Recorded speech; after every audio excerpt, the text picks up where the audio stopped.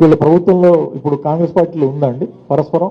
నిన్న కొండా సురేఖ గారు డైరెక్ట్గా పోయి కడియం శ్రీ గారి మీద పిసిసి ప్రెసిడెంట్కి ఇచ్చారు. ఉన్న మంత్రులే, క్యాబినెట్లో ఉన్న మంత్రులే ఒకళ్ళ మీద ఒకళ్ళు టెండర్లు పంచుకునే దగ్గర నువ్వు దొంగ అంటే నువ్వు దొంగ అన్నారు. అదే కడియం శ్రీ గారి బిడ్డ వచ్చి మన రేవంత్ రెడ్డి గారి తమ్ముళ్ళ మీదనే ఇది పెట్టింది.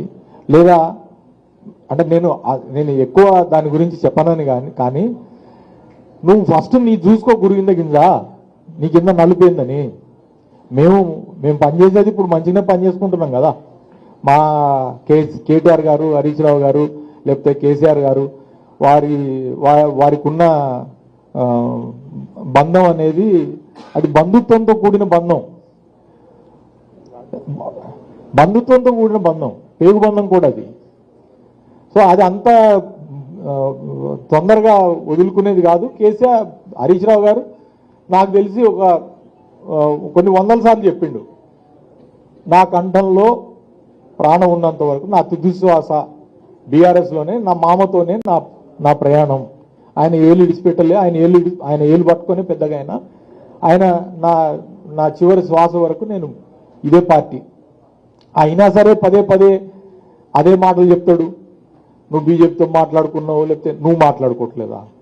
అసలు మాట్లాడుకునేదే నువ్వు నీ మంత్రులు మాట్లాడుకుంటున్నారు. ఈడీ రైడ్ అయిన తర్వాత ఎందుకు ఆగిపోయిందండి? దాని గురించి ఒక్క సమాచారం కూడా లేదు. ఎందుకని బయటికి మన జిల్లా మంత్రి మీద ఈడీ రైడ్ అయ్యి నోట్ల కట్టలన్నీ మెషిన్లతో లెక్క పెట్టిన తర్వాత మెషిన్లు కట్టలే అడిగిపోయినాయి. మెషిన్లు ఏం లెక్క పెట్టడానికి పోయినాయి అండి? లోపలికి చీపురు కట్టలనా? సో మీరు బీజేపీతోని సంధి ప్రక్రియలో ఉన్నారు. మీ గవర్నమెంట్ హైబ్రిడ్ గవర్నమెంట్ కదా.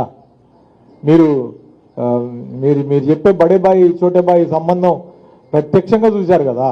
డైరెక్ట్గా నిన్ను పక్కన పెట్టుకొని మీరు మాతో కలవండి అని చెప్పి సంకేతమే ఆయన ఇస్తా ఉన్నాడు కదా మిమ్మల్ని, ముఖ్యమంత్రి ప్రధానమంత్రి గారి మధ్యలో.